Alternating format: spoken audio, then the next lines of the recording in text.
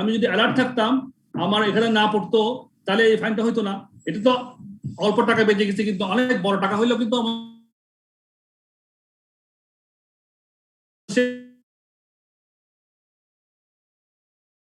কেন ইম্পর্টেন্ট হয়ে যাচ্ছে।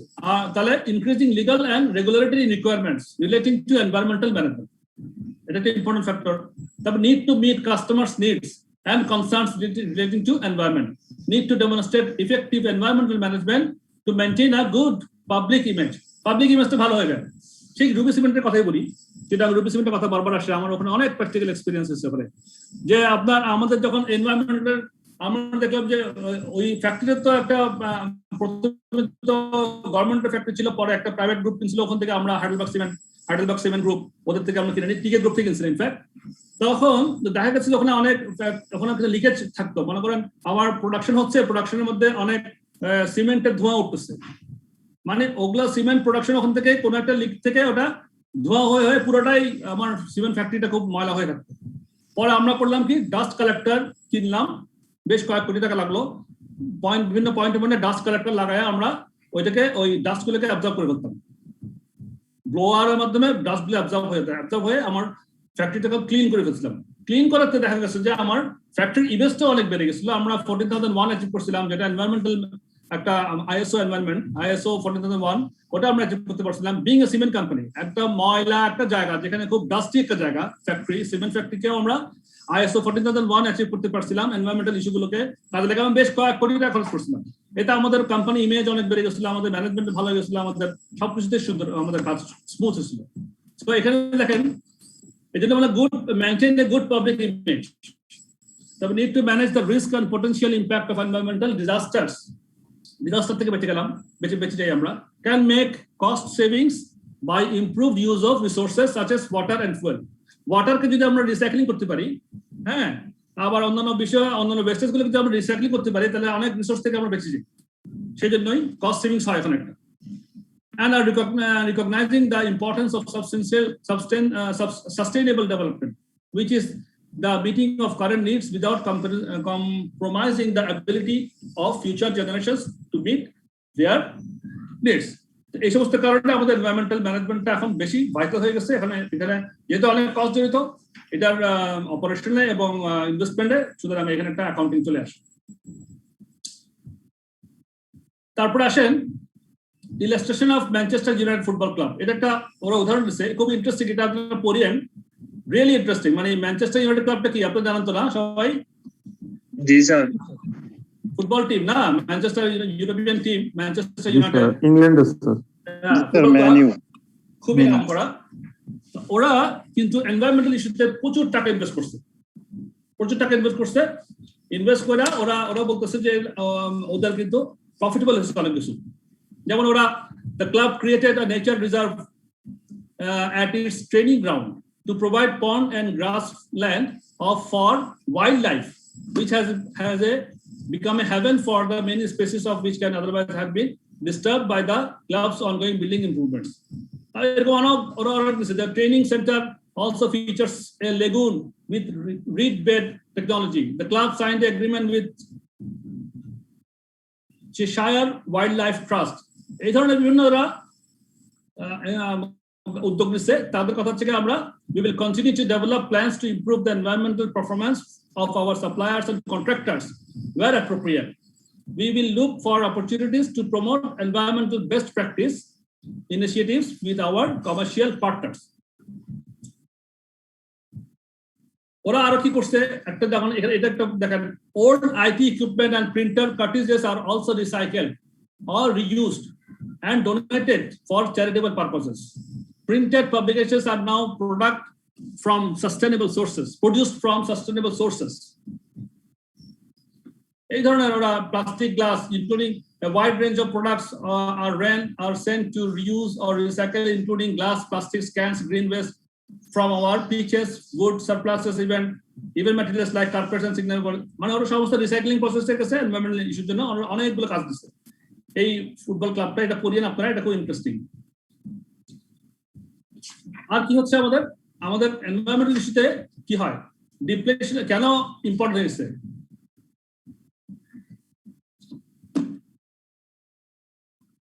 এখানে ইউনাইটেড ম্যানচেস্টার ইউনাইটেড কি করছে?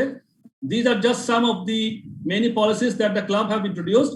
They have won many awards through these schemes, and in February 2012, the Manchester United Stadium achieved ISO 14001 certification. যেটা কথা আমি একটু আগে বললাম আপনাদেরকে, যে আমি থাকা অবস্থাতে রুবি সিমেন্ট ফ্যাক্টরিতে আমরা ISO 14001 এনভায়রনমেন্টাল সার্টিফিকেট নিয়েছিলাম।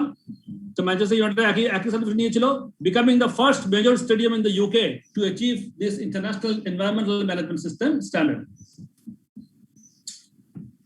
এখন কেন এটা চলে আসছে আমাদের এই এনভায়রনমেন্টাল ম্যানেজমেন্ট ইস্যুটা কেন চলে আসছে? একটা হচ্ছে ডিপ্লেশন অফ ন্যাচারাল রিসোর্সেস। আমাদের ন্যাচারাল রিসোর্সগুলো কিন্তু কমে যাচ্ছে, যেমন আমাদের one of the key elements is that natural resources such as carbon, energy and water may run out in the future. For example, it is predicted that by 2030 the global demand for fresh water will exceed supply কমে যাবে আমাদের দেশের মধ্যে। এটা একটা prediction আছে এরকম একটা। সো এই ধরনের অনেকগুলো বিষয় আছে, এবং this is forcing companies to consider reducing existing usage of carbon, energy and water, finding future alternative sources of these resources and reducing unnecessary detrimental impacts of these sources. একটা মিনিট ছুটি দিচ্ছি, একটু আদান হচ্ছে, একটু ওয়েট করি।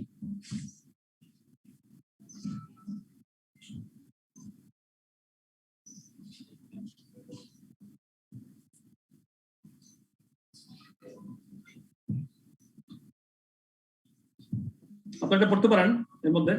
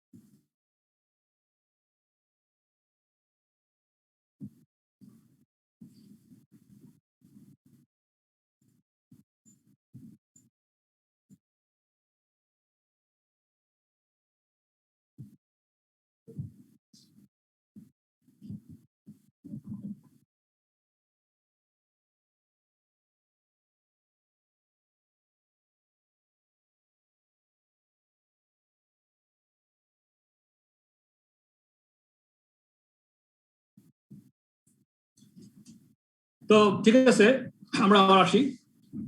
So আমাদের যে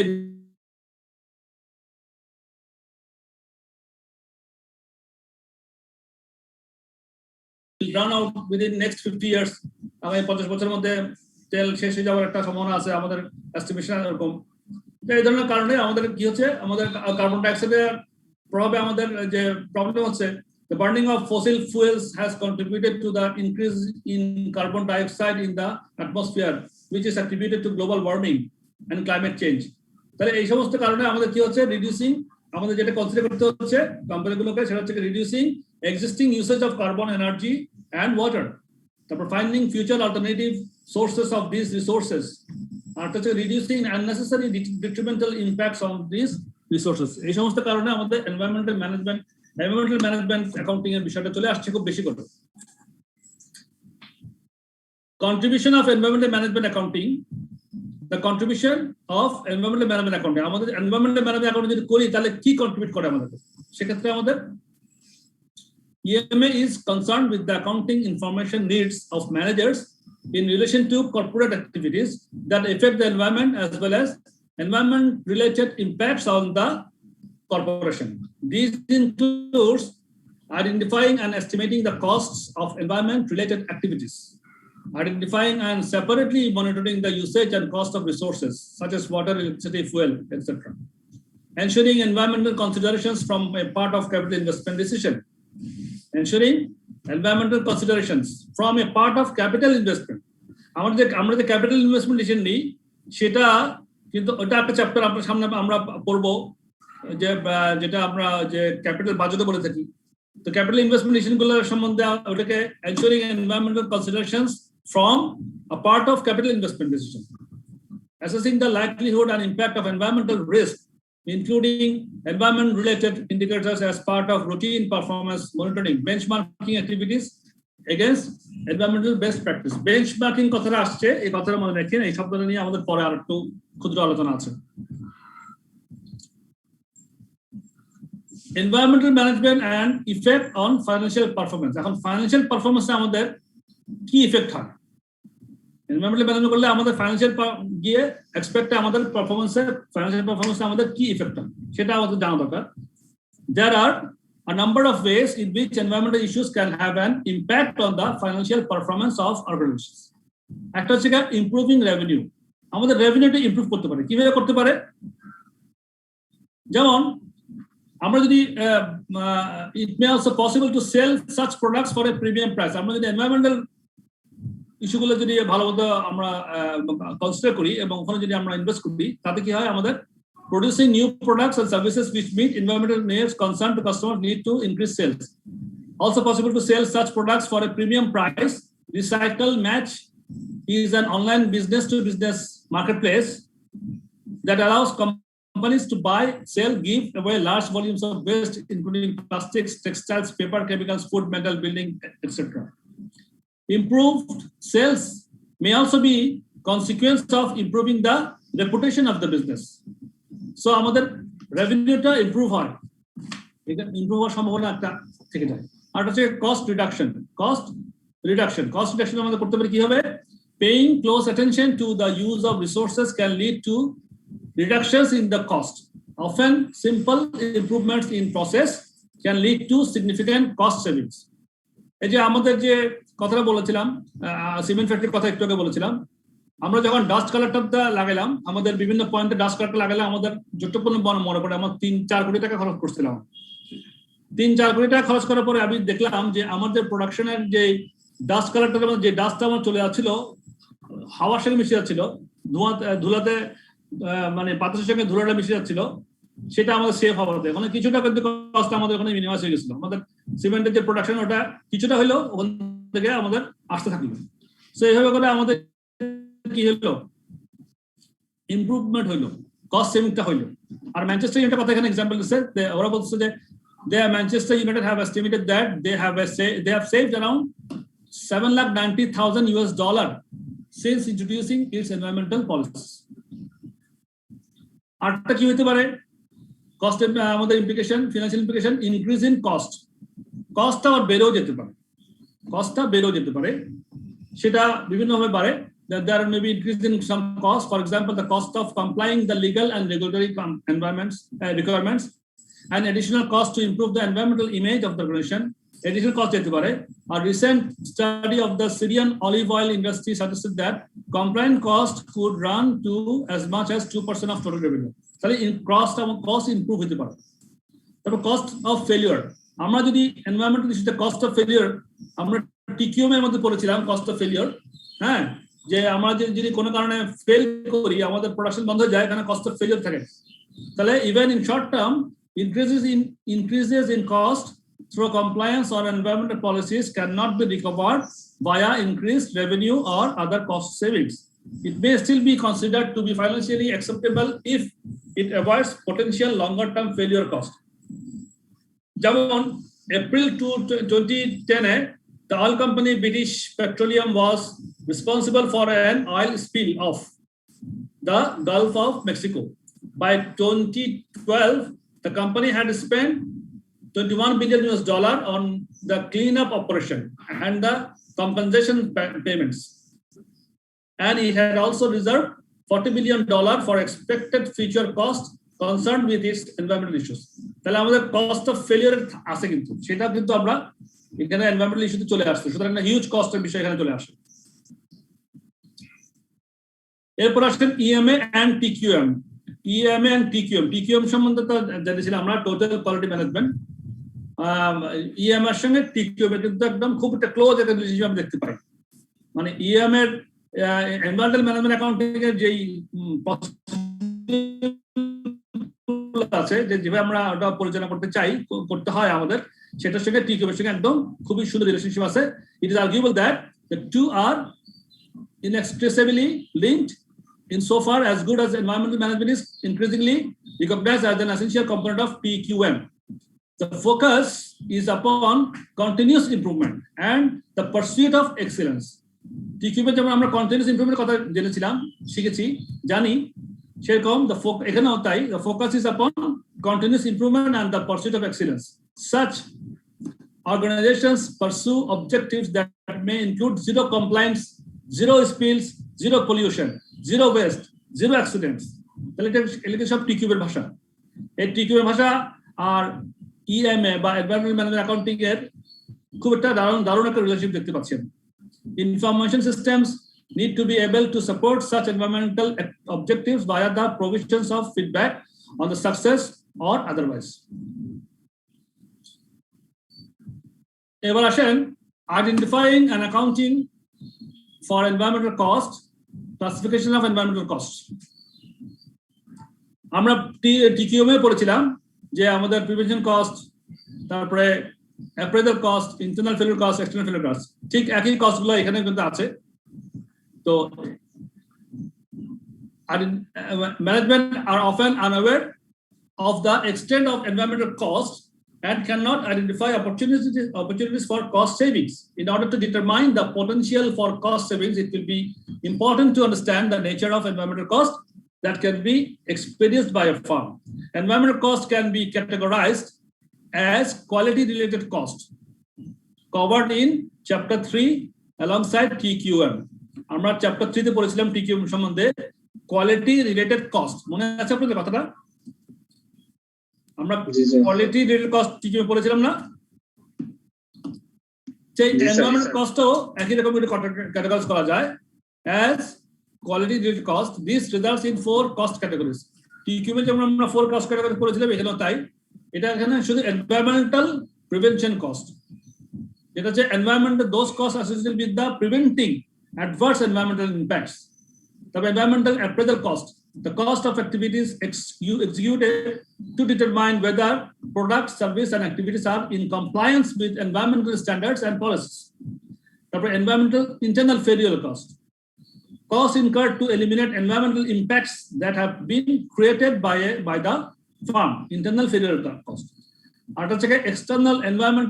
External failure cost, costs incurred after environmental damage has been caused outside the organization. ওই যেমন ব্রিটিশ পেট্রোলিয়াম কোম্পানি ওই অয়েল স্পিলের জন্য জরিমানা দিছিল, বা আমাদের ডুবিসিমেন্টে আমার প্র্যাকটিক্যাল ক্ষেত্রে যে আমি জরিমানা দিছিলাম। External failure cost, environmental prevention cost, এগুলো আমরা আর আলোচনা না করি, একই কথা বারবার আপনারা অবশ্যই পড়বেন। আমি জাস্ট একটু টাস্ক দিয়ে গেলাম, নাথিং ডিফিকাল্ট টু আন্ডারস্ট্যান্ড, ঠিক আছে?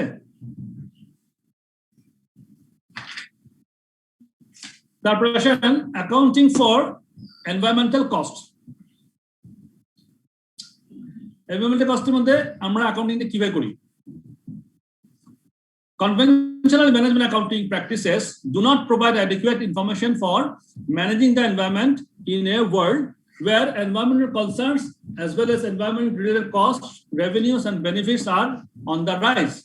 Environmental costs are not traced to particular processes or activities and are instead lumped in with general business overheads or other activity costs. আমরা কি করি সাধারণত এখন পর্যন্ত? আমরা এই যে ওভারহেড কস্ট হিসেবে এনভায়রনমেন্টাল কস্ট থেকে আমরা ওখানে ঢুকাই দিচ্ছি, কিন্তু আমরা খুব ভাগ করতেছি না। আমরা এনভায়রনমেন্টাল কস্ট, রেভিনিউস, বেনিফিটস এটা এখন বেড়ে যাচ্ছে, কিন্তু আমরা এটাকে এখনো কিন্তু লাম্প আকারে, লাম্প হয়ে মানে লাম্প ইন মানে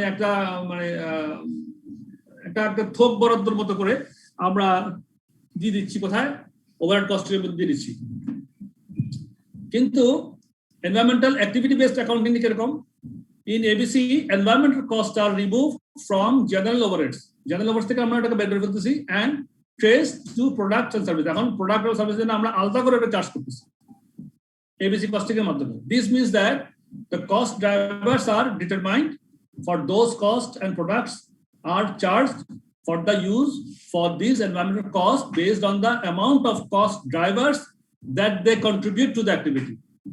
They should give a good attribution to environmental cost to individual product. তাহলে আমরা product wise environmental ইস্যুটা কতটুকু ইফেক্ট করতেছে একটা প্রত্যেকটা প্রোডাক্টের মধ্যে কত কস্ট বের করতেছে এনভায়রনমেন্টাল ইস্যুগুলো সেগুলোকে আমরা এখন সেগ্রিগেট করতেছি এবিসির মাধ্যমে বা অ্যাক্টিভিটি বেসড অ্যাকাউন্টিং এর মাধ্যমে করা আমরা ওটাকে কি করতেছি ওখানে আমরা প্রোডাক্ট কস্ট হিসেবে ওখানে আমরা এখন দিয়ে দিচ্ছি মডার্ন অ্যারেনাতে অ্যাটমসফিয়ার একটা ইলাস্ট্রেশনের মধ্যে দেখেন কিভাবে করি এটা এর একটা ইলাস্ট্রেশন একটা উদাহরণ মধ্যে দিচ্ছে একটা consumer electronics manufacturing company has established the following cost rates for internal environmental cost একটা ইলেকট্রনিক কোম্পানি ম্যানুফ্যাকচারিং কোম্পানি করছে কি তারা এনভায়রনমেন্টাল কস্টটাকে কিভাবে ভাগ করে দেয় সেটা দেখাচ্ছে এখানে ওরা তিনটা ক্যাটাগরি করছে prevention cost appraisal cost internal field cost prevention cost হচ্ছে staff environmental training cost environmental training জন্য স্টাফদেরকে একটা ট্রেনিং দেয় হ্যাঁ এটা ওরা একটা প্রিভেনশন কস্ট ক্যাটাগরিতে ফেলছে কস্ট পুলটা হচ্ছে environmental training cost staff environmental training cost আর এখানে টোটাল কস্ট ছিল ওদের $8 million তাহলে কস্ট ড্রাইভার থেকে 40,000 ট্রেনিং আওয়ার্স 40,000 ট্রেনিং আওয়ার ওরা স্পেন্ড করছে এখানে করাতে 8 মিলিয়ন ওরা তখন পরে করছে কস্ট ড্রাইভারের $8 million কে 40,000 আওয়ার ভাগ করে $200 পার ট্রেনিং আওয়ার এটা হচ্ছে ওদের প্রিভেনশন কস্ট এটা কিভাবে ভাগ করে সেটা একটা জাস্ট উদাহরণ হিসেবে দেখাচ্ছে আর কি তারপর ওরা অ্যাপ্রেজাল কস্ট করছে কি এটা করছে কি পাওয়ার ইউসেজ ইন্সপেকশন কস্ট পাওয়ার ইউসেজ ইন্সপেকশন কস্ট মানে কতটুকু পাওয়ার ইউজ হয় ফ্যাক্টরি ম্যানুফ্যাকচারে ওটা একটা ইন্সপেকশন করছে এই ইন্সপেকশন কস্ট ওদের লাগছে $5 million মানে হিউজ আর কি এগুলা হিউজ কাজ তাতে কস্ট দেওয়া ছিল 150 million kilowatt hours consumed in final output তখন 5 মিলিয়নকে 150 মিলিয়ন কিলোওয়াট আওয়ার দিয়ে ভাগ করে পার কিলোওয়াট বের করছে 0.033 পার কিলোওয়াট আওয়ার কনজাম্পশন অ্যাপ্রেজাল কস্টটা তারপর ইন্টারনাল ফেলিয়ার কস্টটা সেটাকেও ওরা ভাগ করছে এটা হচ্ছে প্রোডাক্ট টেক ব্যাক কস্ট প্রোডাক্টটা দিছিল ওরা আবার ফিরে আসছে এখানে তার কস্ট পড়ছে 25 মিলিয়ন এবং কস্ট আবার ছিল 15 million batteries used in products এই প্রোডাক্টগুলো যেগুলো ফিরে আসছে 15 মিলিয়ন ব্যাটারি এখন ইউজ হয়েছিল তার খরচ হলো 25 মিলিয়ন তাহলে পার ব্যাটারি ভাগ করছে 25 মিলিয়নকে 15 মিলিয়ন ভাগ করে 1.67 পার ব্যাটারি ইউজড তো তারা কি করছে by including this cost in standard cost cards the company hope to encourage managers to focus এটা কিন্তু খুব ইম্পর্টেন্ট কথা তখন ম্যানেজারকে এনকারেজ করার জন্য তারা হোপ করতেছে যে by including this cost in standard cost cards the company hope to encourage managers to focus on reducing total costs as well as the associated drivers. So, for example, managers may try to reduce the amount of batteries used in the product in order to able to reduce that cost and also the selling price of the product. তখন এই কস্টগুলো যখন ম্যানেজারের সামনে থাকবে একজন production manager যখন দেখবে যে এই কস্টগুলো তার সামনে আছে তখন সে চিন্তা করবে যে না আমার প্রোডাকশনটাকে আমার প্রোডাকশনের যে কোয়ালিটি অফ প্রোডাক্টটাকে আমি কিভাবে ইমপ্রুভ করবো সো দ্যাট আমার এই টাকাটা বেঁচে যায় তখন সে যখন তার কষ্ট দেওয়া থাকবে তখন সেও নিজেও কিন্তু তার এফোর্টটা দেওয়া শুরু করবে সুতরাং ম্যানেজারকে ইনফ্লুয়েন্স করা যেতে পারে এই হচ্ছে মোটামুটি বিষয় অ্যাক্টিভিটি বেসড নামাজের জন্য হ্যাঁ একটু পরে আমি জাস্ট এই কোনো ব্রেক দিবেন হ্যাঁ একটু পরে ব্রেক দিব একটু ওয়েট করেন কেমন তো অ্যাডভান্টেজ ডিসঅ্যাডভান্টেজ কি অ্যাক্টিভিটি বেস কস্টিং আর এনভায়রনমেন্টাল কস্টিং এর মধ্যে অ্যাডভান্টেজ হচ্ছে এনভায়রনমেন্টাল কস্ট অ্যাডভান্টেজ হচ্ছে কি better fairer product cost improving pricing better environmental cost control facilitates the quantification of cost savings should integrate environmental costing into the strategic management process, reduces the potential for cross subsidization of environmentally damaging products. Disadvantages are beshi bora uchit, the time consuming, expensive to implement, determining accurate cost and appropriate cost drivers is difficult. External cost not experienced by the company, that is carbon footprint may still be ignored or unmeasured. Some internal environmental costs are intangible. For example, impact on employee health, these are still ignored. A company that incorporates external costs voluntarily may be at a competitive disadvantage of rivals who do not do this. Advantage and disadvantage. এরপরে আমরা একটা illustration আছে, এটা শেষ করলে বরং আমরা এটা শেষ করে ফেলি, তারপর আমাদের যাবো ইনশাআল্লাহ। ছোট একটা বিষয় একটু বলে দিই। Input output analysis, an alternative technique which can be used to identify and allocate environmental costs is input output analysis. একটা অল্টারনেটিভ টেকনিক আছে এই এনভায়রনমেন্টাল কস্টটাকে অ্যালোকেট করার জন্য এবং আইডেন্টিফাই করার জন্য। আইডেন্টিফাই করে অ্যালোকেট করার জন্য একটা টেকনিক আছে input output analysis. The technique records material flows with the idea that what comes in must go out or be stored. মানে যতটুকু পর্যন্ত আমি ইনপুট দিচ্ছি ম্যাটেরিয়াল, সেটা সম্পূর্ণভাবে কিভাবে আমার বের হচ্ছে, আউটপুটটা কি হচ্ছে, সেটা একটা অ্যানালাইসিস করা। যেমন the purchased input is regarded as 100% and is balanced against the outputs, which are the produced, sold and stored goods, and the residual regarded as waste. Materials are measured by physical units and include energy and water. At the end of the process, the material flows can be expressed in monetary units. Process flow charts can help to trace inputs and outputs, in particular waste. They demonstrate the details of the processes so that the relevant information can be allocated to main activities. তাহলে ইনপুটের সঙ্গে output একটা comparison করে একটা analyse করা হয়। The United Nations Center for Sustainable Development (UNDSD) provides the following example. An example দিছে input হচ্ছে 100% আর আউটপুট হচ্ছে কত, প্রোডাক্টে চলে গেছে 60%, স্ক্র্যাপ ফর রিসাইক্লিং কিছু স্ক্র্যাপ হচ্ছে ওখানে চলে গেছে 20%, ডিসপোজড অফ অ্যাজ ওয়েস্ট একদম ওয়েস্ট হয়ে গেছে, ডিসপোজ করতে জন্য 15% আর নট অ্যাকাউন্টেড ফর 5%। তাহলে আউটপুট 10%, 100%। তাহলে ইনপুটের সঙ্গে আউটপুটটা অ্যানালাইজ করাটা হচ্ছে একটা টেকনিক এই এনভায়রনমেন্টাল ইস্যুটাকে কনসিডার আনা। এই হচ্ছে মোটামুটি flow management involves not only materials flow but also the organisational structure. Classic material flows are recorded as well as material losses incurred and various stages of production. EMA can benefit from flow cost accounting because it aims to reduce the quantities of materials, which leads to increased ecological efficiency. Anyways, এটা একটা analysis একটা example দিলো এখানে। আমরা আমাদের একটা break নিই, এটা এখানে থাক। আমরা আপনারা আমার সঙ্গে আছেন নাকি নাই আমি তো বুঝতেছি না। আছে স্যার। আমরা একটা ব্রেক নেব নামাজের জন্য। জি স্যার। জি স্যার। তাহলে একটা 10 মিনিট 7 থেকে 10 মিনিট রাখি, 10 মিনিট চলে আসি ইনশাআল্লাহ। এটা থাকলো তাহলে ওপেন থাকলো, যারা ইচ্ছা তারা দেখতেও পারেন চাইলে।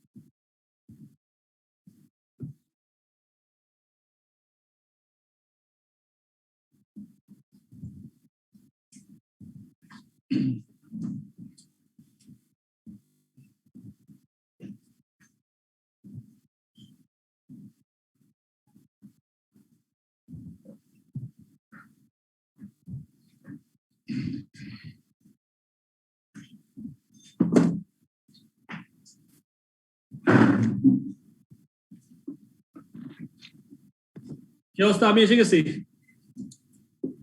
জি স্যার। জি স্যার আছি। আছেন সবাই? নামাজে গিয়ে ফিরে আসছেন একদম, আর কেউ আছেন কিনা আমার মতো? আছি স্যার, আছি স্যার। আছেন না? ঠিক আছে না, শুরু করি ইনশাল্লাহ। হ্যাঁ,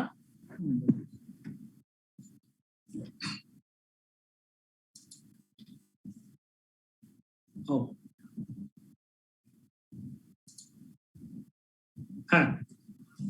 তো তাহলে মোটামুটি এই হচ্ছে আমাদের বিষয়। এই চ্যাপ্টারটা আমরা পুরো কভার করলাম। আমরা অঙ্কে যাবো এখন। অ্যাক্টিভিটি বেস কস্টিং এর কিছু একটা অঙ্ক আমরা দেখবো, তাতে আমাদের আইডিয়াগুলো একটু ক্লিয়ার হয়। চ্যাপ্টার সামারি, আমরা এই চ্যাপ্টারে কি শিখলাম? এটা হচ্ছে আমাদের এবিসি। আমাকে শুনতে পাচ্ছেন এবং দেখতে পাচ্ছেন স্ক্রিনটা? কনফার্ম করেন একটু। জি স্যার। Thank you. তাহলে আমাদের চ্যাপ্টার সামারিতে আমরা কি পেলাম? এবার এই চ্যাপ্টারে, চ্যাপ্টার 5 এ আমরা এবিসি কস্টিং শিখেছি, অ্যাক্টিভিটি বেস কস্টিং। এখানে আমাদের কনভেনশনাল টেকনিক কি ছিল? Lump together. এই লাম্প টুগেদার মানে কি? লাম্প ছিল কি? লাম্প টুগেদার কি মিন করতেছে এখানে? লাম্প টুগেদার কনভেনশনাল টেকনিকে লাম্প টুগেদার কি? লাম্প টুগেদার স্যার এখানে সব ওভারহেড খরচগুলোকে ওভারহেড করে দেখানো হয়। জি জি, ওভারহেডের কথা মিন করা হচ্ছে। ওভারহেড লাম্প টুগেদার কনভেনশনাল টেকনিকে and shared on the basis of direct labour hours বা অন্যান্য মেশিন আওয়ার্সও হতে পারে। এখানে ডাইরেক্ট লেবার আওয়ার্স কথা বলছে। এটা ছিল আমাদের কনভেনশনাল টেকনিকে আমরা করতাম। আর এবিসি কি করলাম? Split the by activity by অনুযায়ী স্প্লিট করলাম এবং share on the basis of fairer cost drivers, এটা আমরা শিখছি। আর এনভায়রনমেন্টাল কস্টিং এর মধ্যে কি শিখলাম? এনভায়রনমেন্টাল কস্টিং এ আমরা কনভেনশনাল টেকনিকে কি করতাম? Included yes part of other overheads. Other overhead হিসেবে এনভায়রনমেন্টাল কস্টিং কে আমরা আগে কনসিডার করতাম, কিন্তু এবিসি কস্টিং এর মধ্যে আমরা আরো মোর সফিস্টিকেটেড, মোর স্পেসিফিক করার জন্য আমরা এনভায়রনমেন্টাল কস্টটাকে split out and share using appropriate cost drivers. ঠিক আছে, এই আমরা শিখলাম। এবার আমরা এবিসি কস্টিং সম্বন্ধে আমাদের ধারণাটা রিভিউ করে আবার আমরা একটা এক্সাম্পল করি। তাহলে এবিসি কস্টিং এর মধ্যে আমরা কি করব? কিভাবে আমরা অ্যালোকেশন করব বলেন তো? হাউ?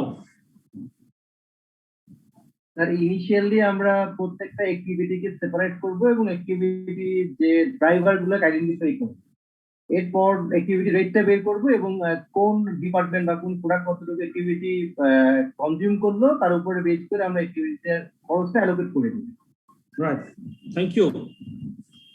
মানে আমরা ওভারহেডকে আমরা কনভেনশনাল টেকনিকে কি করতাম আর অ্যাক্টিভিটি বেসড টেকনিকে কি করব? কনভেনশনাল আমরা কি করতাম? একসঙ্গে সব ওভারকে একসঙ্গে এক জায়গায় অ্যাকুমুলেট করে আমরা ওইটাকে আবার ডিস্ট্রিবিউট করতাম, তাই না? কনভেনশনালে। কিন্তু অ্যাক্টিভিটিতে আমরা তা করব না।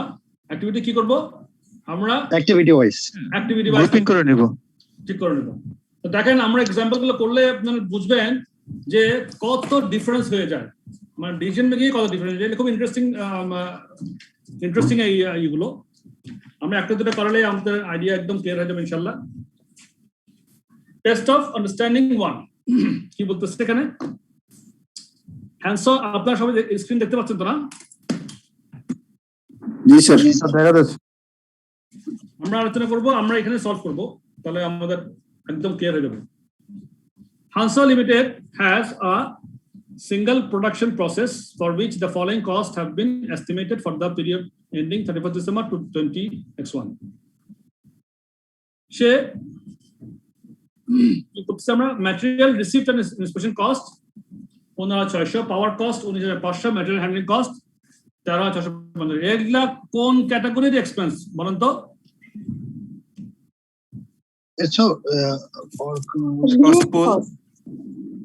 এগুলো ওভারহেড ম্যাটেরিয়াল ডাইরেক্ট লেবার আপনি আমাদের কোন জায়গায় ফেলবেন sir direct material labour overhead কোন ক্যাটাগরির এই তিনটার মধ্যে কোনটা ওভারহেড স্যার ওভারহেড রাইট সেটা জানতে চাচ্ছিলাম যে ম্যাটেরিয়াল তাহলে আমাদের তিন ধরনের এই ওভারহেডটাকে তিন ভাগে ভাগ করে দিয়েছে পাওয়ার কস্ট ম্যাটেরিয়াল রিসিভড কস্ট এবং ম্যাটেরিয়াল হ্যান্ডলিং কস্ট তা বলতেছে three products XYZ are produced by workers who perform a number of operations on material blanks using handheld electrically powered drills. The workers have a wage rate of $9 per hour. বলছে তিনটা product আছে ওরা electrically পাওয়ার handheld electrical power help বিল দিয়ে ওরা কাজগুলো করে এবং ওয়ার্কারদের যে ওয়েজ রেট আছে $9 করে The following budgeted information has been obtained from the period ending 31st December 2021. So, কিছু ইনফরমেশন দিছে কি information the production quantity XYZ production quantity X এর 2000 Y এর 1500 Z এর 800 batch of material 10 X এর 10 Y এর 5 ব্যাচ লাগে Z এর 16 ব্যাচ লাগে batches of material কত ব্যাচে মেটেরিয়াল আসে আচ্ছা তারপরে আসেন ডাটা পার প্রোডাক্ট ইউনিট এবার কিন্তু ইউনিট এগুলো কিন্তু বাল্কে বলছে আর এখন ডাটা পার প্রোডাক্ট ইউনিট প্রাইস কত ডাইরেক্ট ম্যাটেরিয়াল স্কয়ার মিটারে লাগে এক্স এর ক্ষেত্রে 4 স্কয়ার মিটার ওয়াই এর ক্ষেত্রে 6 স্কয়ার মিটার জেড এর ক্ষেত্রে 3 স্কয়ার মিটার ডাইরেক্ট ম্যাটেরিয়াল টাকায় বলছে আবার ডলারে বলছে $5 $3 $6 এক্স এর 5 ওয়াই এর 3 জেড এর 6 ডাইরেক্ট ম্যাটেরিয়াল মিনিটসে কত মিনিট লাগে এক্স এর লাগে 24 মিনিট ওয়াই এর লাগে 40 মিনিট জেড এর 60 number of power drills operations 6টা 3টা 2টা পার ইউনিট কিন্তু দেখেন ডেটা পার প্রোডাক্ট ইউনিট 6টা ইউনিট নাম্বার অফ ড্রিলস লাগে এক্স এর ওয়াই এর লাগে 3টা নাম্বার অফ ড্রিলস জেড এর লাগে 2টা এবার overhead cost for material received and inspection process power and material handling are presently each absorbed by product units using rates per direct labor hour বর্তমানে direct labour অনুযায়ী বা direct labour hour অনুযায়ী ওটাকে আমরা অবজার্ভ করি An activity based costing investigation has revealed that the cost drivers for the overhead cost are as follows হ্যাঁ একটা investigation করছে অ্যাক্টিভিটি বেস কস্টিং অনুযায়ী ইনভেস্টিং করে আমরা দেখতে পেলাম যে কিছু কস্ট ড্রাইভার আছে যেগুলা ওভারহেডকে ইনফ্লুয়েন্স করতেছে কি কিরকম ভাবে হচ্ছে এটা An activity based costing investigation has revealed the cost drivers for the overhead costs are as follows material received in inspection এটাকে কস্ট ড্রাইভার হচ্ছে number of batches of materials তাহলে আমাদের যেখানে ম্যাটেরিয়াল রিসিভড ইন্সপেকশন আছে এখানে 1500 টাকা হয়েছে খরচ এটা কস্ট পুল আর কস্ট ড্রাইভার হচ্ছে number of batches of material তারপর প্রসেস পাওয়ার এই যে প্রসেস পাওয়ার কথা বলছিল এখানে 19,500 টাকা প্রসেস পাওয়ার এটা ইনফ্লুয়েন্স হচ্ছে number of power drills operation এই যে নাম্বার অফ পাওয়ার ড্রিলস 6টা 3টা 2টা তাহলে প্রসেস পাওয়ারটা ওটার উপর নির্ভর করতেছে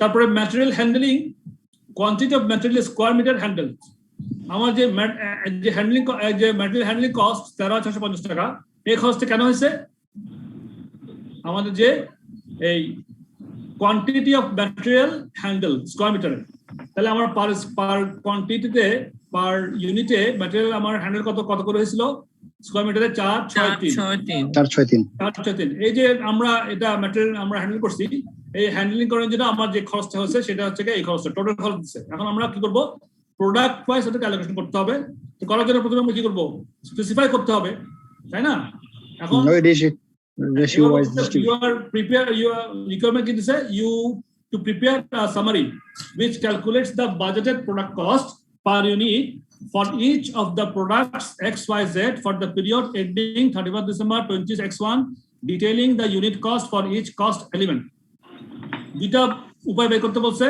একটা হচ্ছে using the existing method for absorption of overhead costs আর হচ্ছে using an approach which recognizes the cost drivers revealed in the activity based costing investigation প্রশ্ন বুঝছেন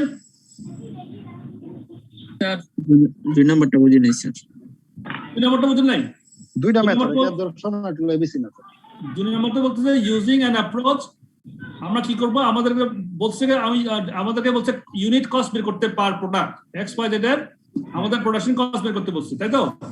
two prepare a summary which calculates the budgeted product cost per unit for each of the products XYZ for the period ending 31st December 2021, detailing the unit cost for each cost element. Cost element মানে কি? Direct material কত লাগলো, direct labour কত লাগলো, over কত লাগলো, detail করে বলতেছে।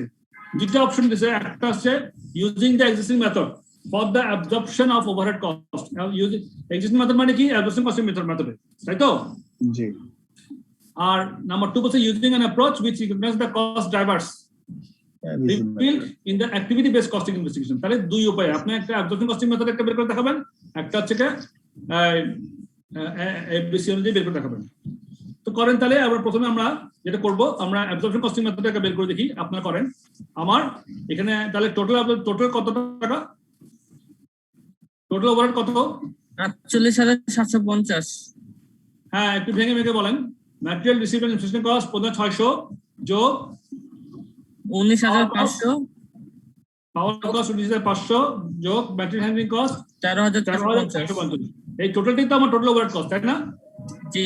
আচ্ছা, এখন বলেন যে অ্যাবজর্পশন কস্টিং আমরা কি করি? এই টোটাল অ্যাবজর্পশন কস্টিং কে আমরা একটা রেট অনুযায়ী ভাগ করে দিই, তাই তো? জি স্যার। জি স্যার। তাহলে আমরা এখন একটা রেট বের করতে হবে। তাহলে আমরা টোটাল অ্যামাউন্টটা পাইলাম, এবার কিসের বেসিসে ভাগ করব?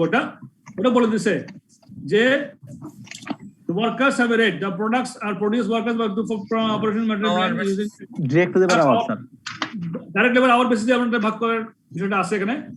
হ্যাঁ, এই যে absorbed by product units using rates per direct labor hour. Overhead costs of material received, process power, handling are presently each absorbed by product units using rates per direct labor hour. তাহলে আমার labour hour কত সেটা বের করতে হচ্ছে না এবার? জি sir. জি জি। তাহলে লেবার আওয়ারটা বের করার জন্য আমার এক্স এ আমার কত লেবার আওয়ার লাগে? 24 মিনিট, 40 মিনিট, 60 মিনিট। পাইতে লাগে 40 মিনিট, 60 জেড লাগে 60 মিনিট। তাহলে আওয়ারলি নিয়ে আসেন।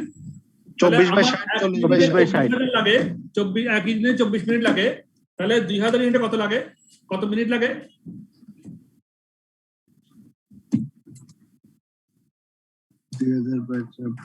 2000 গুণ 24 মিনিট, তাই তো? 800 টোটাল আছে। 60 মিনিট। হ্যাঁ, 800 স্যার। 800 কি আওয়ার না minute? Minute. Sir hour sir. Hour. Hour. Four sir. ঘন্টা হবে 800 আওয়ার হয়েছে, এটা বুঝেন নাই কেউ? 800 আওয়ার স্যার। 800 আওয়ার হয়েছে, এটা বুঝেন নাই কেউ? এমন তো বলেন যে বুঝিনি স্যার, আমি 800 আওয়ার হয়েছে এটা বুঝতে পারিনি। স্যার আমি বুঝি নাই কেমন হলো জিনিসটা। Thank you. প্রোডাক্ট আওয়ার যে আমরা 800 ইউনিট কিভাবে বের করলাম সেটা বুঝতে হবে তো, নাহলে কিন্তু আমরা আটকে যাবো সামনে গিয়ে। এই দেখেন, এখানে ডাইরেক্ট লেবার আওয়ার কত মিনিট লাগে? 24 মিনিট লাগে। এক্সে লাগে 24 মিনিট লাগে স্যার। 24 মিনিট লাগে। তাহলে এক ইউনিটে 24 মিনিট লাগে। 2000 ইউনিটে কত লাগে? 2000 গুণ 24 দেন কত হয়? 4800। 48,000 কি মিনিট তো নাকি? মিনিট তো।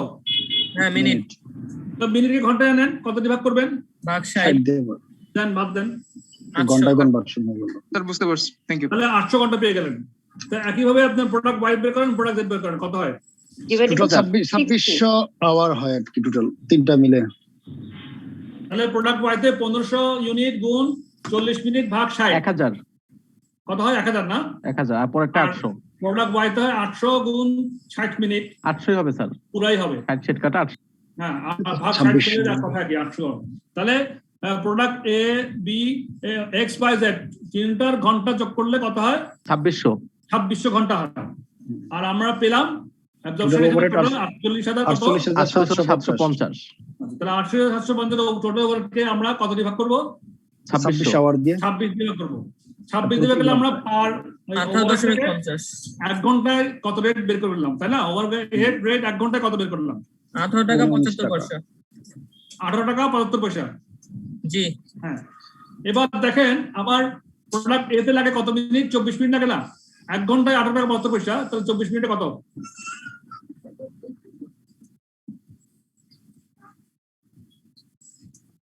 7.5। 7.50। হ্যাঁ, এটা বুঝেন নাই কে? আমরা আমরা এটা এটা বুঝি। নিচ্ছি। 18.75 ভাগ 60 ইনটু 24 24 কত হয়? 60 টাকা 50। 50 আমার টোটাল প্রোডাক্ট ওভারহেড কে 48,750 ছিল, ওটা দিয়ে আমরা 2600 ঘন্টা বের করছিলাম টোটাল প্রোডাকশন আওয়ার, ভাগ করে পার আওয়ারে আমার রেট পেলাম আমরা 18 টাকা 75 পয়সা। এবার 18 টাকা পার আওয়ার রেট যদি হয় তাহলে এক্স আমার লাগে 24 মিনিট, তাহলে 18 টাকা 75 পয়সাকে 60 মিনিট দিয়ে ভাগ করে 24 মিনিট দিয়ে গুণ করলে আমি এক্স এ কত ওভারহেড কস্ট লাগতে পারেন সেটা আমি পেয়ে গেলাম। পেয়ে গেলাম তো? এবার 40 মিনিট কত লাগা? ওয়াই 40 মিনিটে 18 টাকা 75 পয়সা ভাগ 60 গুণ 40 40 12 টাকা 50 পয়সা। 12.50। জি সবাই স্যার। ক্লিয়ার? সবার ঠিক আছে তো না?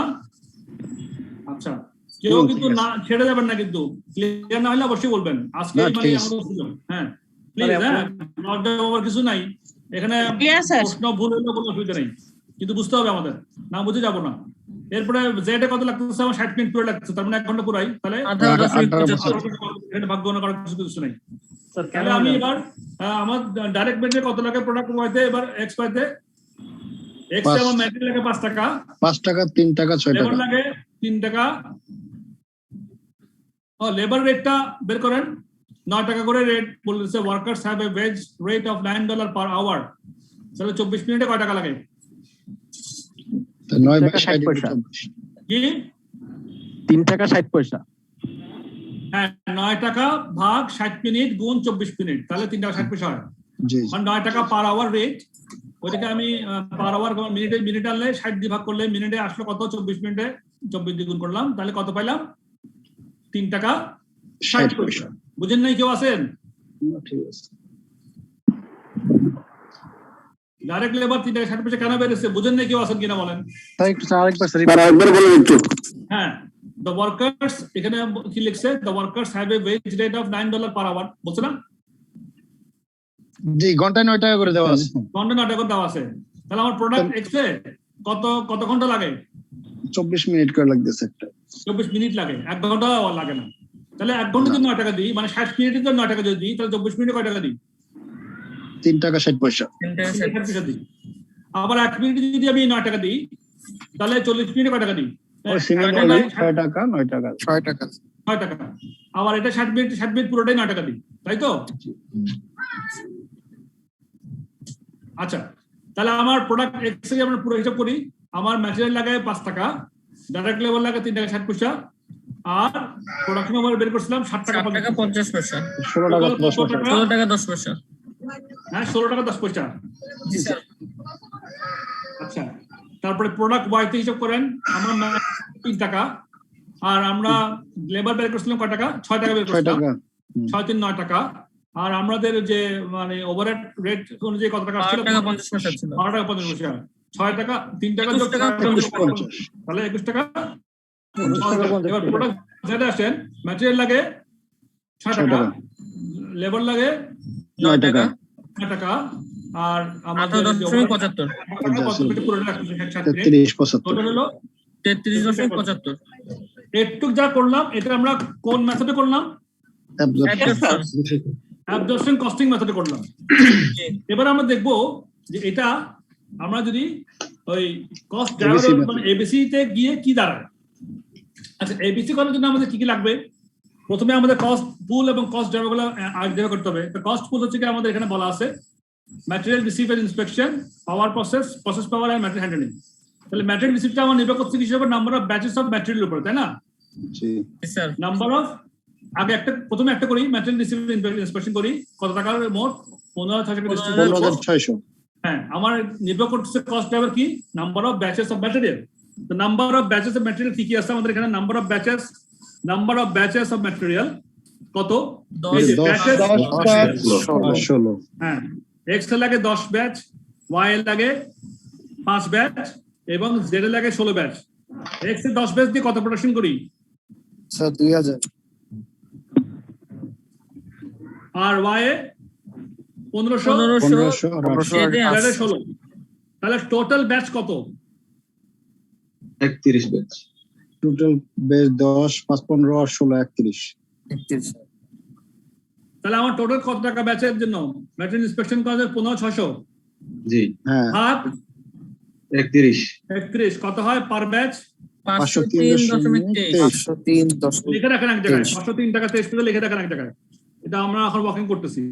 তাহলে material inspection cost per batch 503 টাকা 23 পয়সা লিখে রাখেন। পার বেচে জি। এবার আসেন প্রসেস পাওয়ার। প্রসেস পাওয়ার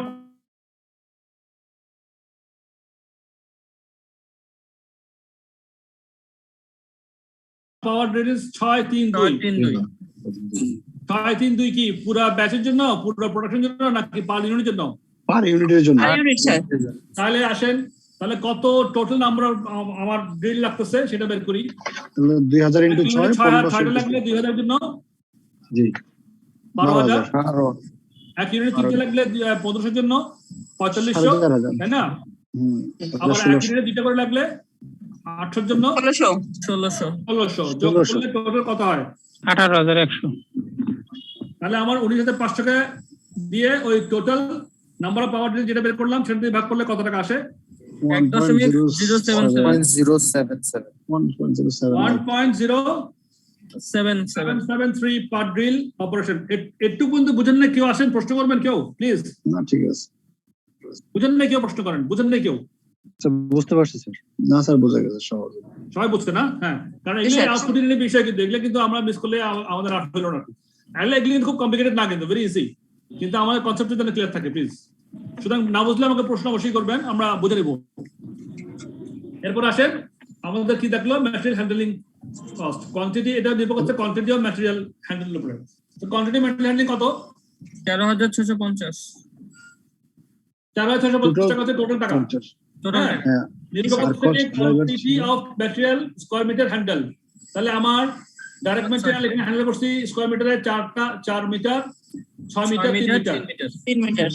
তাহলে এবার আমার এক ইউনিটে 4 মিটার, 2000 ইউনিটে 4 দুগুণ 8,000 মিটার। ওয়াই এর ক্ষেত্রে 1500 ইউনিটের জন্য 6 15 90 900 মিটার, না সরি 9,000 মিটার। তারপর আসেন 800 এর ক্ষেত্রে 2400 মিটার। হ্যাঁ, তিনটা যোগ করেন, যোগ করে 13,650 ভাগ করলে কত টাকা আসে? 19,600। 0.703 per square meter। তাহলে পেয়ে গেলাম না? লিখে রাখেন 703। তাহলে এই হিসাবটা বের করে ফেললাম না? এবার আমরা প্রোডাক্ট প্রাইস থেকে অ্যালোকেশন করে দেবো। এই হচ্ছে বিষয়, আর কিছু না।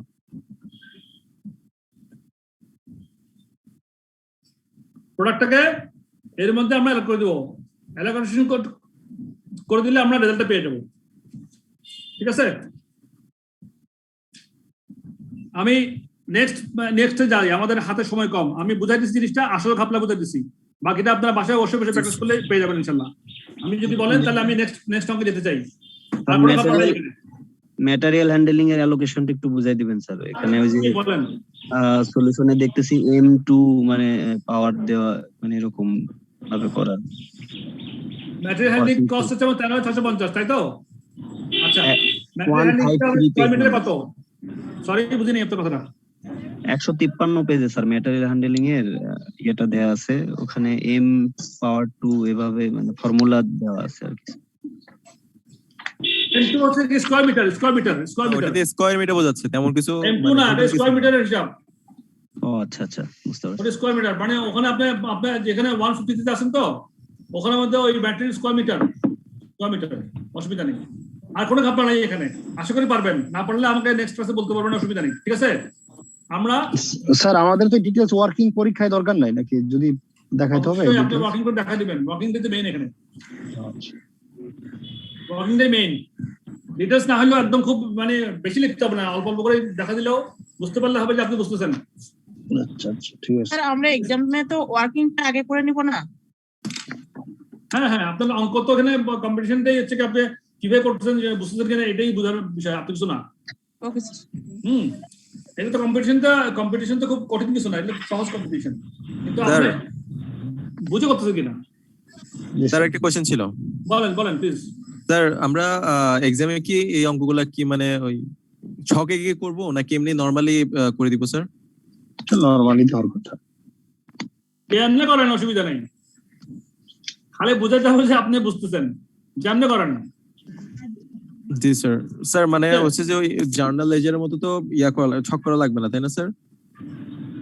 জার্নাল লেজার ছক এখানে কেন আসবে রে ভাই? কেন আসবে বলেন না? এটা নরমাল অঙ্ক এগুলো। নরমাল অঙ্কের মধ্যে আপনি হিসাব নিকাশ করতেছেন, আর কিছু তো নাই এখানে। অত বেশি এত কিছু ঝামেলা নাই এখানে।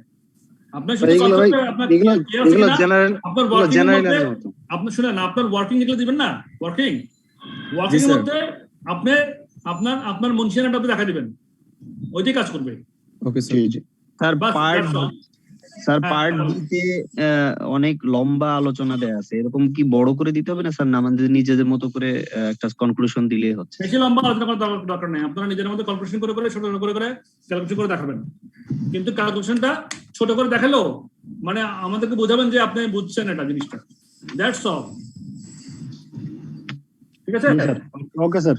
আমরা নেক্সট অঙ্কে যাই। এই অঙ্কের যে ঝামেলাটা আমি আপনাদের সঙ্গে হিসাব করছি, আপনারা পারবেন আশা করি, বাসায় এটা করলে হয়ে যাবে। নেক্সট অঙ্কটা বুঝে দিই, এটা ইম্পর্টেন্ট আছে। সাপু পিএলসি সবাই দেখতেছেন সবাই? জি স্যার। স্যার দেখতেছি। Sabu PLC, Sabu PLC make and sell a number of products. Products A and B are products for which market prices are available at which Sabu PLC can obtain a share of the market as detailed below. Estimated data for the forthcoming period is as follows. Sabu PLC এর একটা estimated data দিছে, ওরা কয়েকটা product করে। Product এটা product A, product B, other product. Production করে কত? Production and sales দুটোই একই, যা প্রোডাকশন তাই সেলস। প্রোডাক্ট এ তে 5,000, বি তে 10,000, আদার প্রোডাক্টস 40,000। আবার ডাইরেক্ট ম্যাটেরিয়াল কস্ট এটা হাজারে দেওয়া আছে, 80,000, 300,000, 2020। আর ডাইরেক্ট লেবার কস্ট 40, 100, 60। এটা হচ্ছে 1 নম্বর ইনফরমেশন। 2 নম্বর ইনফরমেশন হচ্ছে ভ্যারিয়েবল ওভারহেড কস্ট $1,500,000। আরো বাচ্চা কাঁদতেছে, আমি সবাই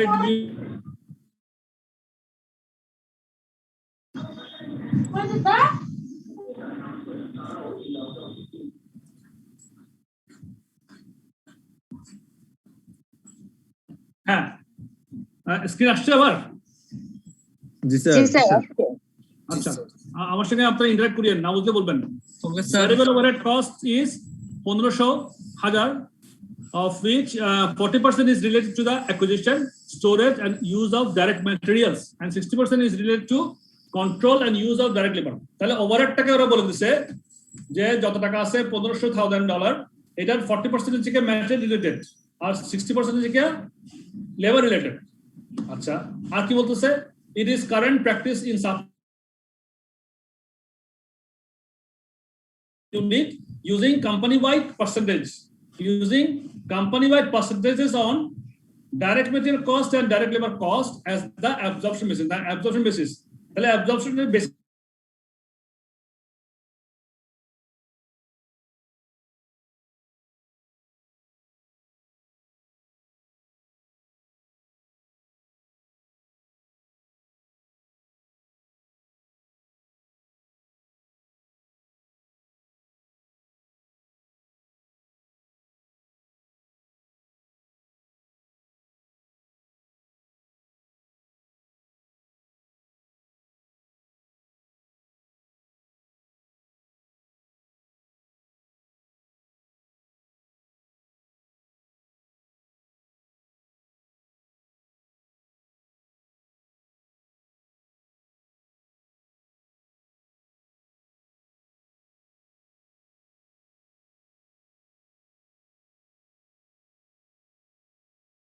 বলতেছে ডাইরেক্ট রিলেটেড ওভারহেড যেটা আছে সেটা cost driver is material bulk, the bulk proportions per ইউনিটে কত বাল্ক প্রপোর্শন লাগে? 4, 1 টাকা 1.5।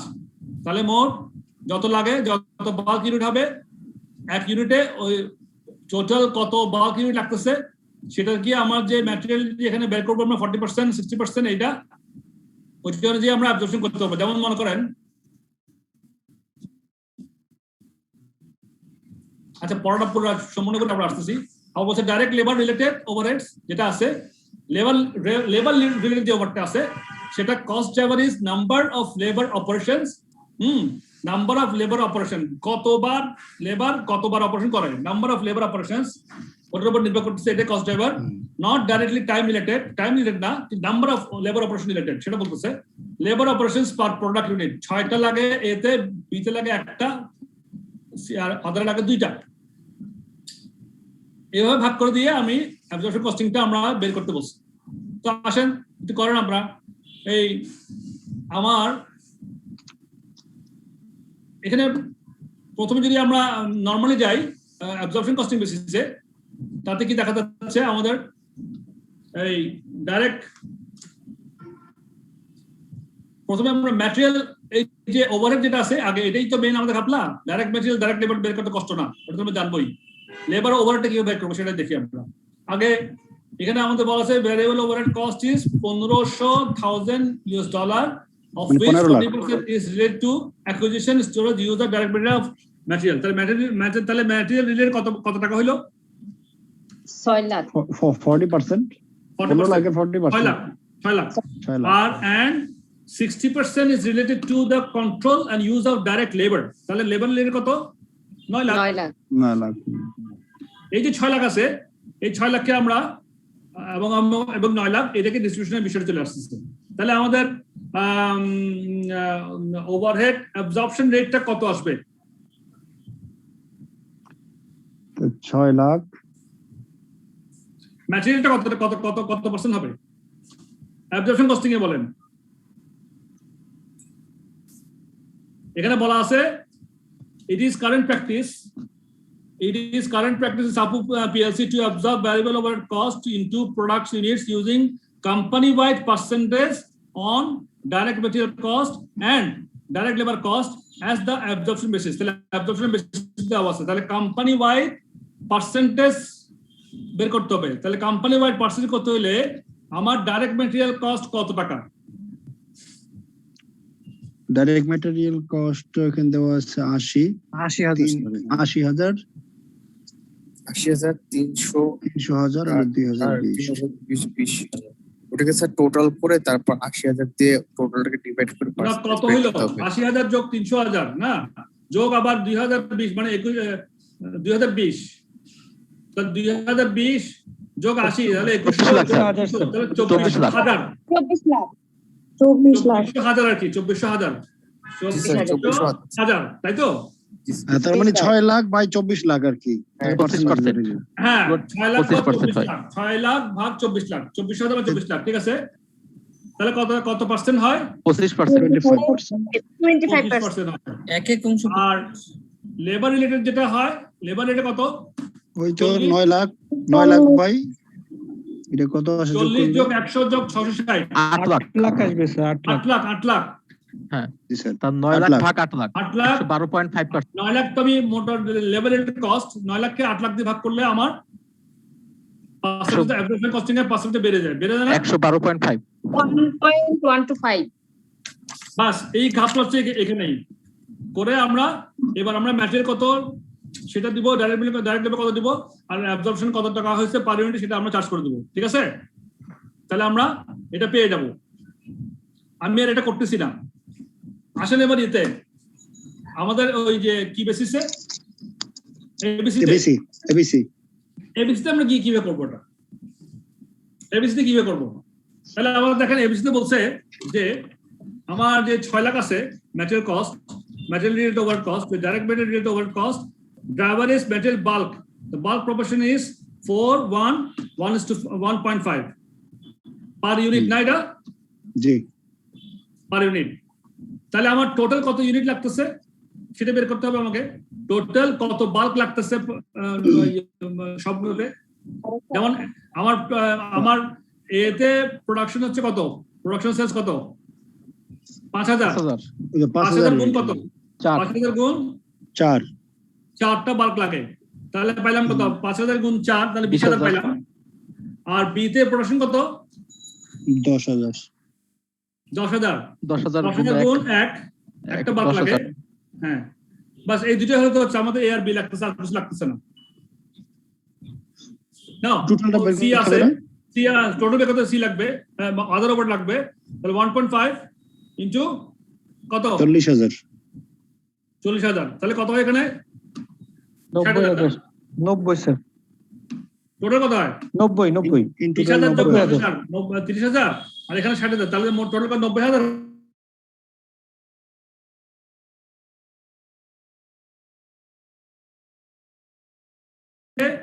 আমরা এবার কি করব 90,000 দিয়ে ভাগ ভাগ করলে আমরা পার ইউনিটে পাচ্ছি 6.67 তাহলে 6.67 6 লাখ ভাগ 90,000 সমান 6.67 overhead per unit of bulk, তাই না?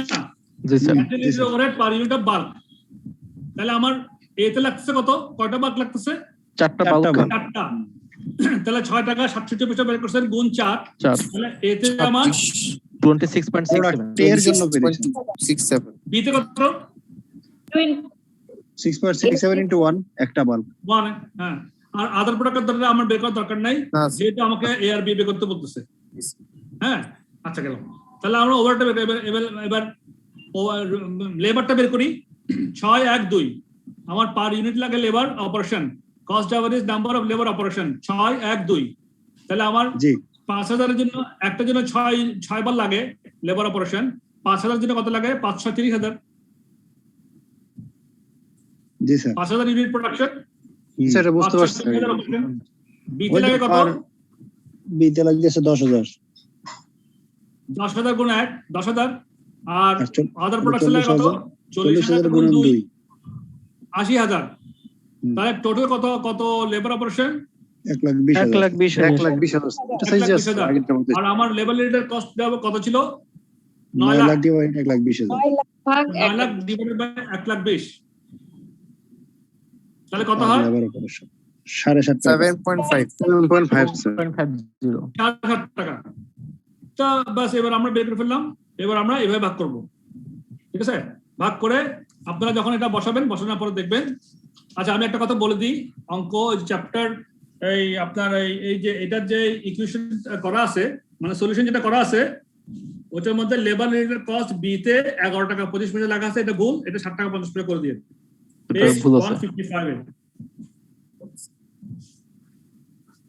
তার কত লিখবো এটা স্যার? পেজ 155 আসেন, চলে আসেন। এই জি দুটো স্যার, অঙ্ক আপনারা বাসায় অবশ্যই করবেন, বুঝছেন না? তাহলে আপনারা কোনো ঝামেলা থাকবে না ইনশাআল্লাহ। স্যার কত লিখবো স্যার? 7.50 7.5 11 টাকা 25টা, ওটাকে 7 টাকা 50 পয়সা করেন। আপনারা হিসাব করলে বুঝবেন, আমি এখানে বলে দিচ্ছি আপনার কনফিউজ না হওয়ার জন্য, ঠিক আছে? Okay sir, thank you sir. Confuse না হওয়ার বলে দিলাম, কিন্তু আপনারা এই দুইটা অঙ্ক হাতে কলমে করবেন, হাতে কলমে, নাহলে কিন্তু জি ক্লিয়ার স্যার। হবে না। বুঝবেন ঠিকই, হাতে কলমে করবেন, ঠিক আছে? জি স্যার হাতে কলমে করবেন, ইনশাআল্লাহ আমাদের ক্লিয়ার হয়ে যাবে। আর অন্যান্য টেস্ট অফ আন্ডারস্ট্যান্ডিং যেগুলো আছে সেগুলো অবশ্যই করবেন। এই দুটো হাতে কলমে করবেন, অন্যগুলোও করবেন হাতে কলমে। আরো আছে অনেকগুলো এখানে ভালো ভালো অঙ্ক আছে, এগুলো সবগুলো আসলে হাতে কলমে করতে হবে আপনার। এখান থেকে অঙ্ক আসে, এবিসি থেকে অঙ্ক পরীক্ষাতে আসে। এবং এই অঙ্কটা যেটা করলাম, এটার যে রিকোয়ারমেন্ট বি আছে, রিকোয়ারমেন্ট বিটা ভালো মতো পড়বেন কিভাবে করছে। রিকোয়ারমেন্ট বিতে বলছে কি, রিকোয়ারমেন্ট বিতে কি বলছে, illustrate the decision strategy with SAPO PLC may implement with regard to the production and sale of products A and B. Use unit cost as calculated in A1 and A2. এই যে আমরা হিসাব যেটা করলাম সেটা। Use unit cost as calculated in A1 and A2 together with other information given in the question in your analysis. Your answer should include relevant calculations and discussion may be prepared in a form suitable for presentation to management. এটা কিন্তু আপনি একটা ম্যানেজমেন্টকে presentation করবেন, রিপোর্টটা আপনি হিসাব করে, এই হিসাবগুলো যেগুলো করছেন এগুলি হিসাব করে দেখাবেন, দেখায় রিপোর্ট রাইটিং কিভাবে করতে হয় এটা ইলাস্ট্রেশনের মধ্যে দেওয়া আছে। এখানে পেজ কত জানি, এটা ওই যে খুব সুন্দর করে ওরা লিখছে, বুঝছেন? 56 পেজ 156 পেজ 156 পেজের মধ্যে কিভাবে লিখছে, কিভাবে ডিটেইলস পড়বেন, মাথায় ঢুকে ফেলবেন, মুখস্থ করতে হবে না, মাথায় ঢুকাবেন যেন লিখতে পারেন। এগুলা কোনো মুখস্থ করার বিষয় না, আপনার মাথা ঢুকাবেন যে এটা যে কিভাবে আমাকে যদি আমাকে রিপোর্ট রাইটিং করতে দেয় পরীক্ষাতে, তাহলে আমি কিভাবে লিখবো। তাহলে এটা পড়লে আপনার জিনিসটা বুঝতে পারবেন, মুখস্থ করিয়েন না, বুঝে বুঝে করবেন। প্রত্যেকটা জিনিস কিভাবে করছেন ইনশাআল্লাহ রিপোর্ট রাইটিংটা শিখবেন। এই রিপোর্ট রাইটিং পরীক্ষার সময় দিয়ে ফেলে কিন্তু এগুলো আনসার করতে আপনাদের হিমশিম খেয়ে যাবে মানুষের। একবার দুবার এগুলো প্র্যাকটিস করে মধ্যে দেখে দিবেন, লেটার রিপোর্ট রাইটিং এর মতো এগুলা ইজিলি আনসার করতে পারবেন। স্যার রিপোর্ট লেখার ক্ষেত্রে স্যার স্যার ম্যাথের স্যার স্ট্রাকচার যেটা স্যার দেওয়া হয়েছে স্যার মানে বইয়ের আনসারের ভিতরে ওটা কি দিতে হবে স্যার? এটা তো আপনি অবস্থা বুঝে দিবেন, আপনার কখন কি আপনি কটুক ম্যানেজমেন্টে কি আপনার কি প্রেজেন্টেশন দিবেন, আর মানে কি ইনফরমেশন আপনার রিপোর্টে থাকবে, কি ইনফরমেশন থাকবে না, এটা তো আপনার উপর নির্ভর করছে, আপনার কারিশমার উপর নির্ভর করছে, আপনার ক্রেডিবিলিটির উপর নির্ভর করছে। রিপোর্টটা তো আমি আপনাকে মানে শিখাই দিতে পারবো না। এটা something that you have to express from your thoughtful information, from your mind, from your strategical writing, তাই না? তো ওইটা আপনি সেভাবে লিখবেন। যদি আপনার ইনফরমেশন দিতে হয় ইনফরমেশন দিবেন, ইনফরমেশন দিতে হলে ইনফরমেশন দিবেন না, কিন্তু যা লিখবেন ভাই প্রফেশনাল লিখবেন, যেন আপনার মধ্যে লেখার মধ্যে একটা প্রফেশনাল স্টাইল যেন থাকে, এটি হচ্ছে আমার মুখ্য কথা। ঠিক আছে, ইনশাল্লাহ কোনো ব্যাপার না। এই পরীক্ষাতে আমাদের এই বেশিরভাগ প্রবলেম হয় পাস না করার একটাই কারণ, সেটা হচ্ছে যে আপনার ওই মানে না বুঝে লেখা, বুঝছেন, না বুঝে লেখেন। সো এই আর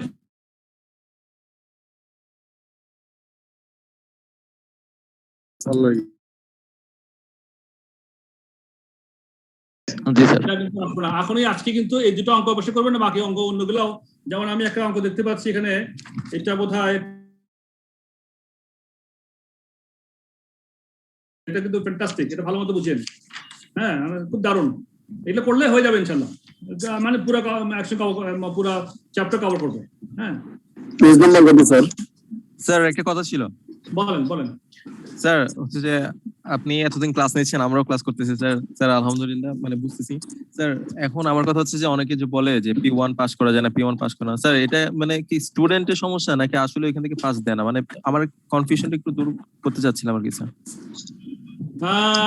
কোনোটাই না আসলে, বুঝছেন, কোনোটাই না। কেন জানেন, আমি একদম প্র্যাকটিক্যালি বলি বিষয়টা, কেন আমরা পাস করি না, কেন স্টুডেন্টরা পাস করতে পারে না। এটা আমি একটা কারণ একটু আগে যেটা বলছিলাম, আমরা প্রশ্নটা বুঝি না। একটা হচ্ছে আমরা প্রশ্নটা বুঝি না, আমরা মানে প্রশ্ন বোঝার সময় এত তাড়াহুড়ো করি,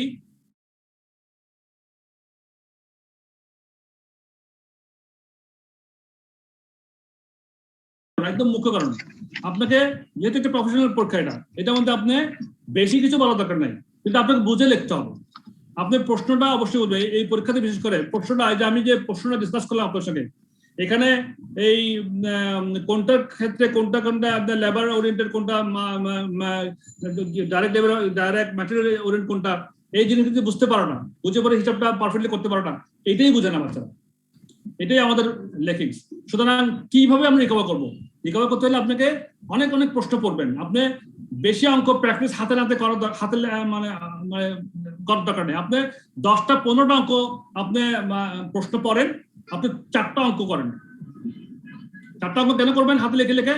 কারণ আপনার ওটা লেখার প্র্যাকটিস কিন্তু দরকার আছে ফ্লুয়েন্সের জন্য। আর আপনি 15টা 20টা অঙ্ক আপনি পড়েন, বিভিন্ন প্রশ্ন থেকে পড়েন, বই থেকে পড়েন, অন্যান্য বইতে আছে, আমাদের ম্যাটেরিয়াল, আমাদের যে পরীক্ষা আছে, পরীক্ষার প্রশ্ন আছে, এবার পড়েন। পড়লে আমরা সাধারণত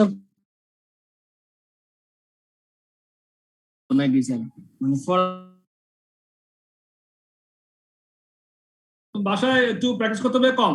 আমরা লিখবো 4টা, করবো 20টা পড়বো, 16টা পড়বো, 15টা পড়বো, 12টা পড়বো, কিন্তু লিখবো 2টা 3টে 4টা লিখবো বাসায়, লিখে লিখে প্র্যাকটিস করবো। কিন্তু যদি পড়ি তাহলে বিভিন্ন ধরনের প্রবলেম গুলো আমরা কিন্তু মাথা চলে আসবে, যে কি ধরনের প্রশ্ন আসতে পারে, কি ধরনের ওদের মানে লেখার যে টেকনিক গুলো আছে, একটা প্রশ্ন পড়তে পারা, বুঝতে পারার যে বিষয়গুলো আছে, সেগুলো কিন্তু এগুলোই আমাদের প্র্যাকটিস করে নিয়ে আসতে হবে। তাহলে দেখবেন যে পাস